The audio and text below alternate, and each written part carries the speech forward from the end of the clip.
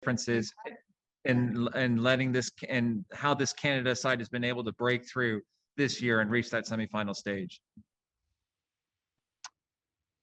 Yeah, I mean, the last Gold Cup, we had to learn some lessons. I think as a coach, you're always learning, and I certainly learned a few lessons in that moment.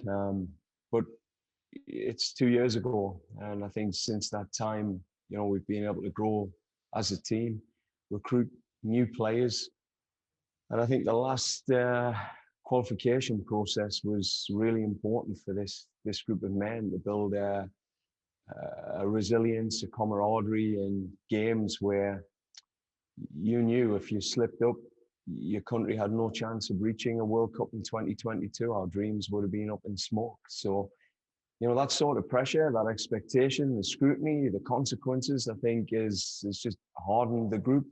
And, you know, with those moments, confidence has grown. And as I say, I think in this tournament, it's continued to build.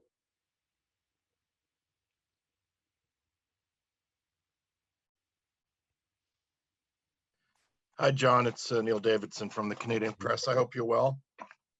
I'm good. Facing Mexico is always a big mountain to climb. I wonder how you would assess this Mexican side. Yeah, like all the others, it has a very defined identity, how they want to play the game, which is high pressure. They want to impose themselves on any team that they play. And as I say, it carries some experience. There's players in there that have experienced the big highs and big moments for Mexican football. So it's a good opponent for us at this stage. You know, we've got a Gold Cup final only one game away.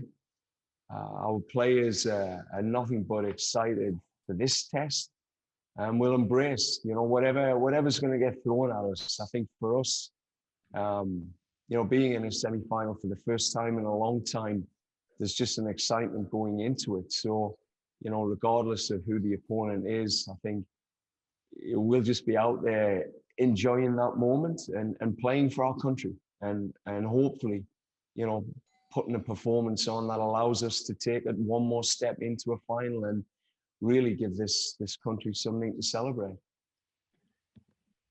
John Molinaro. Thank you. Hi, John. Good to see you. Thanks as always for taking the time to speak to us. With regards to, you know, Lucas and Stephen Vittori, I mean, those are, especially Stephen, I would suggest that's a pretty big loss. I mean, how do you sort of overcome the absence of those two guys, and who might sort of step up in their absences? Well, it was your starting centre-back and captain, and after all of the injuries we had in the forward line, it was our starting centre-forward in Lucas. And two of our most experienced players. So, yeah, it's difficult, you know, but this is tournament football. You've got to expect those punches in the face. And if we're suffering, typically other teams are as well. It's never straightforward for any team.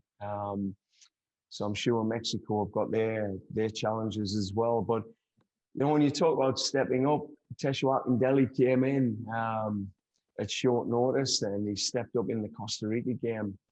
I thought he did a really, really good job at just slotting in and fitting back into our style of play, but more importantly, that moment, which you know, I know he enjoyed. So we have you know, young Theo Corbenau, we have you know, Tyler Pasha. All of them have the ability to play in forward areas, and obviously in the defense, there are people like Frank Sturring and Daniil Henry. I mean, these men have been waiting for their opportunities. So I think for us, like, it's good that these moments happen. I mean, we would love to be at, you know, full strength, but we know, you know, not all the teams are going to be at full strength at this Gold Cup. So that helps us understand our depth as we prepare for some other games that are coming in September and October. You know, these guys get a real good chance to show, you know, what they can do, and to keep letting Canada know we can rely on our depth. Gabino De Falco, please. Thank you. Hi, John. It's Gavino here in Montreal. John, Mexico haven't conceded a goal yet in 4 games. They have conceded only 5 shots on target through 4 games. What do you need to do offensively tomorrow to get more scoring chances against the powerhouse Mexico? Thank you. Yeah, we've got to believe. We've got to believe first, Gavino, that we can. I think it does start with that belief. I mean, the mentality going into this game is, for the first time in a while, we've been real underdogs as a team, given like all the factors that have sort of impacted, whether it's been injuries or yellow cards, suspensions. So that's the first thing. This team's got to believe that they can do it. And the second thing is they've got a purpose. They've got a deep purpose to really get after this game. And I think that's the excitement for these players, that we had a big win against Costa Rica. We had a good performance against the US in this tournament, but we know that that one next step further for this country would be to tip the Mexicans up. And if we could do that, I think it'll be a huge celebration back home. So, right at the core of this, we've got to believe we are connected and committed to doing it. And then the final thing is we might need a little bit of luck along the way, and that's football, tournament football. So one thing we do know is it's not going to be an easy night. It never is against Mexico. We're going to be resilient, and it'll be a good night for Canada. Kristen, Jack. Thank you, John. Again, thanks for your time. No international football management can throw a lot of challenges your way. I wonder if you could just tell us what it's like a little bit this week in terms of managing one of your key players when he gets traded. What's a little bit like that, dealing with Mark when a big moment like that comes up in his life, to handle him, and how you manage somebody like that ahead of a big game like this? Yeah, there's all sorts happening. There's things happening behind the scenes no one would know, in people's family lives and personal lives. And as I say, when you're in these tournament settings, you just got to expect the unexpected, smile when things are happening. And as I say, be there for your players. You have to be there for them as people first. And, people get maybe too excited about the X's and O's and the tactics of football. I mean, that's about 20% of your job when you're in these roles. The rest of your work is, being a friend, being a mentor, being a pseudo dad.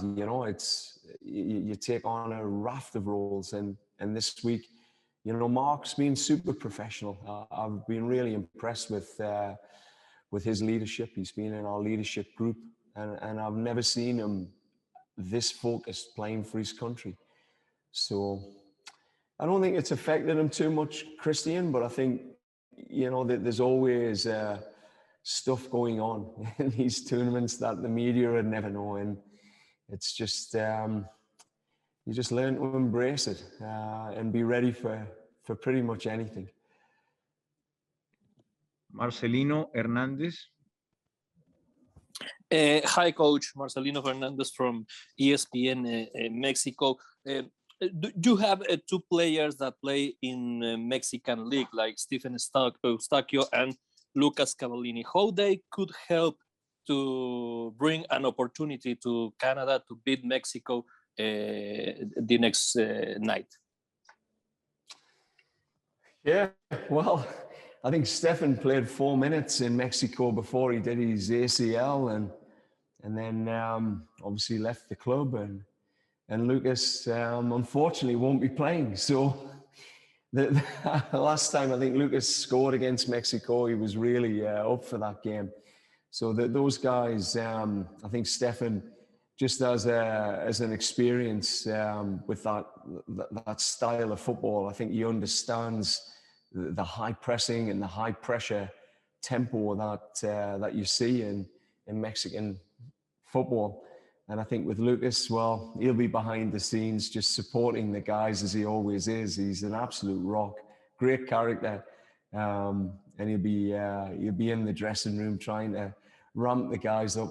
I'm sure of that. But either way, it's a Mexican style that I think everyone, really enjoys playing against, because you have to be on your defensive game in those matches, and it really does bring the best out of a collective unit. If you're going to get a result against Mexico, you've got to have defended very well for 90 plus minutes, and that'll be our test. It'll be a great test to prepare us for bigger games coming. I don't know, this is a semi-final of a Gold Cup, but the World Cup qualifying matches are going to be awesome playing in Mexico. And we'll get a taste of that crowd again tonight. It's not the first time. We had it last Gold Cup, but they're unbelievable fans, and they create a hell of an atmosphere for any team.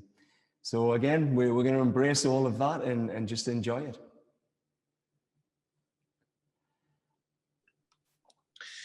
Hi, John. Thanks for taking the time. Given how the midfield performed on Sunday and the balance and flexibility that Mexico has there, how important will winning the midfield be tomorrow? Yeah, I don't think it's, if you look at how their midfield operate, Peter, they operate in areas often in front of your front line. They'll drop in to create back threes in the central areas, back threes in the side areas. Alvarez and Herrera are key players in setting Mexico up, but a lot of that is a mask. The mask is they'll create that tight pentagon centrally, and those 5 players in that central channels will look to combine one-touch football, and some of it's just world class. It is really difficult to deal with. So the battle in the midfield is it's central spaces that you have to deny. I don't know if it comes down to players per se, but I think you almost need a whole team to deny what Mexico really want to take out of that game. And then when you deny that central space, they operate in the flanks, and then they bring new levels of quality there. So it's a game, like I said, you have to be really on your toes defensively. The last time we played them, we were able to keep them scoreless for something like 36 minutes, and they were able to score when we had 10 men on the pitch. And I think that was, we got some good learnings out of that match. And then when we shifted, tactics and systems, we were able to score. But the minute you opened up, they were able to score 3-4 minutes later. So, we'll take all of these learnings, we'll throw them into the big mixer, and we'll come out with a game plan and an approach tomorrow that, I think, one, allows these players to express themselves and try and impose themselves, and two, to embrace what's coming, which is a formidable attacking unit.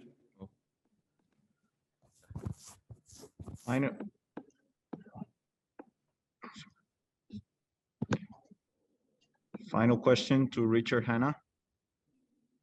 Bueno, buenas tardes, profe. Mi nombre es Ramón Cortés de Arizona.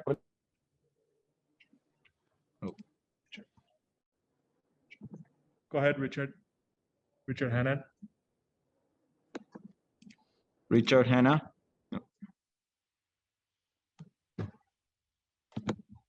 Simon Borg, please. Hi, Coach Hoodman, Simon Borg with Sporting News.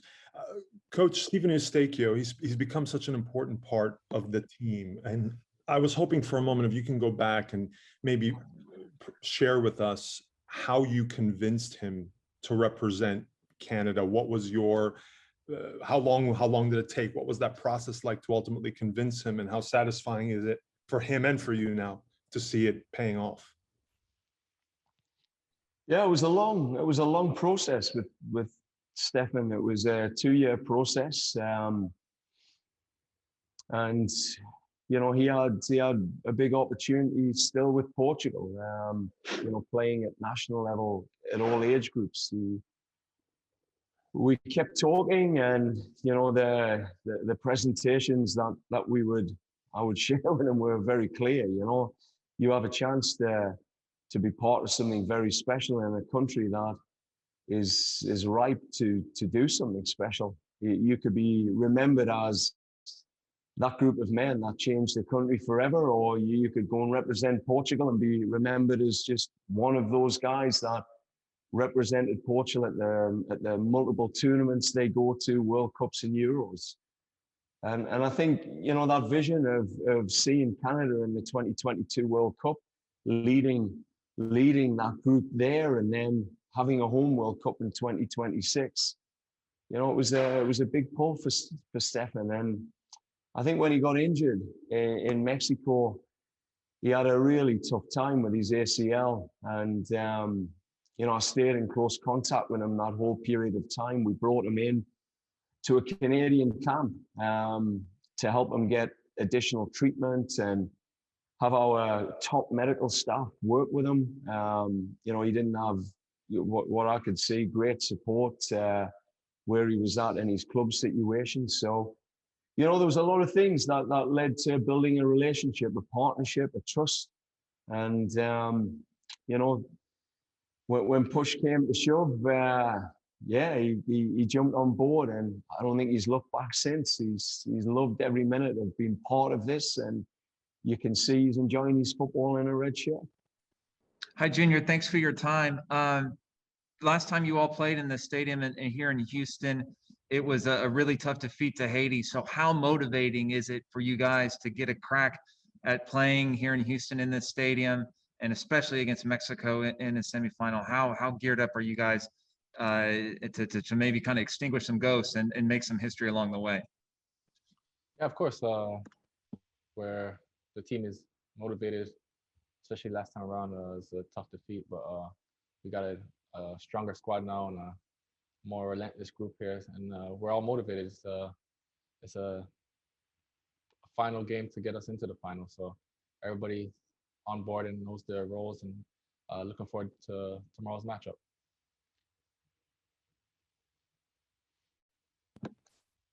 John Molinaro, please give me a second. Thank you. Hey, Junior, thanks for taking the time to speak to us.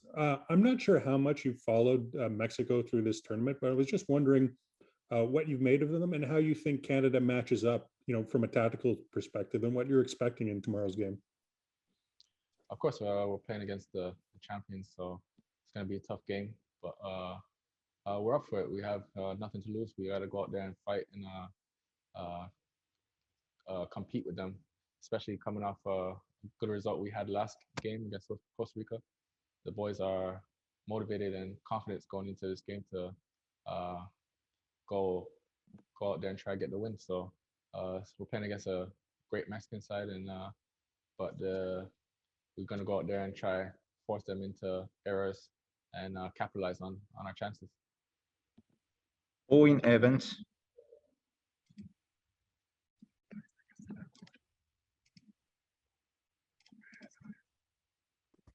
Good afternoon, Junior. What do you think is the biggest specific threat that Mexico will present tomorrow, and what's the key to stopping it?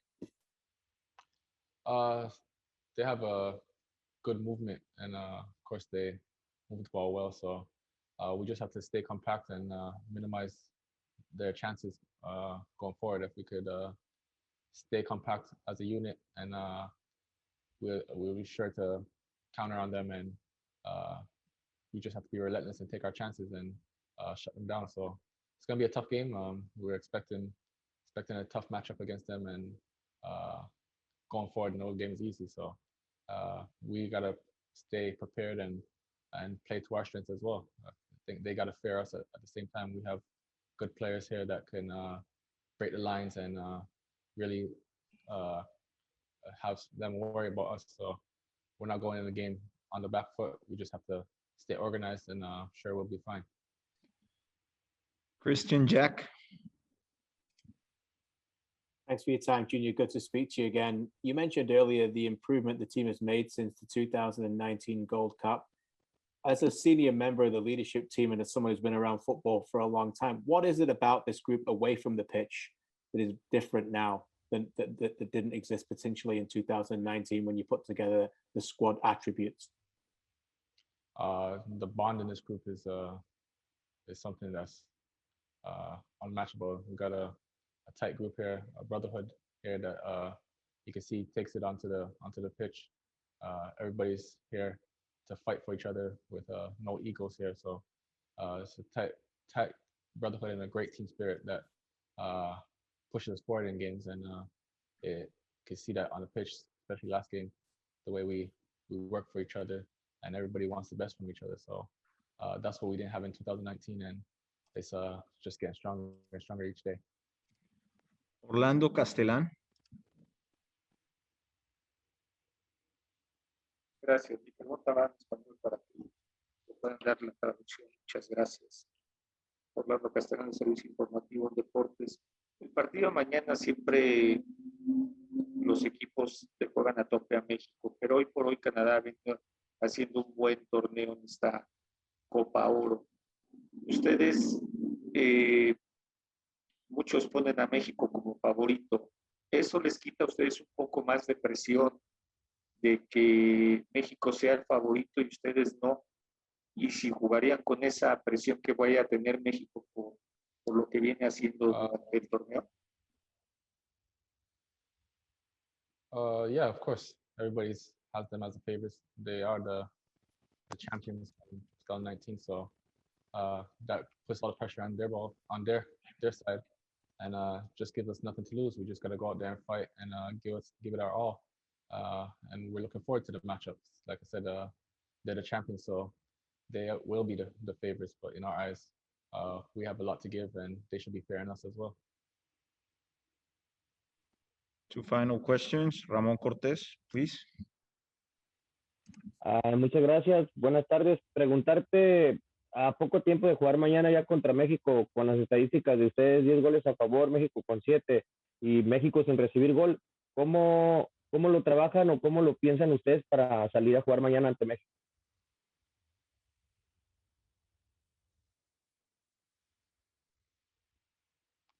Yeah,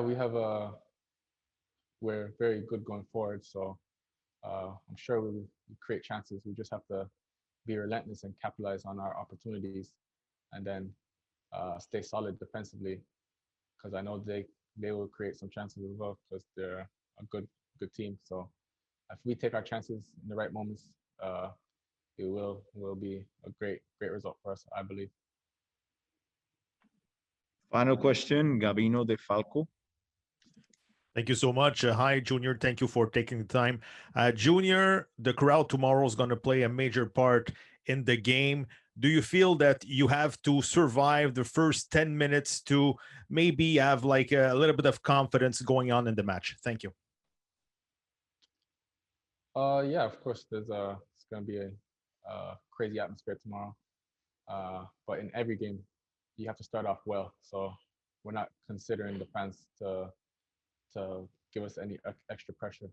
As long as we start off well in any game we go into and build our way into it, it gives us a platform to build on. So that's a given for every game. We need to start off right in every game, from the first whistle and even to the last whistle. So like I said, we're just have to remain organized, compact, and stick to the game plan and capitalize on our strengths.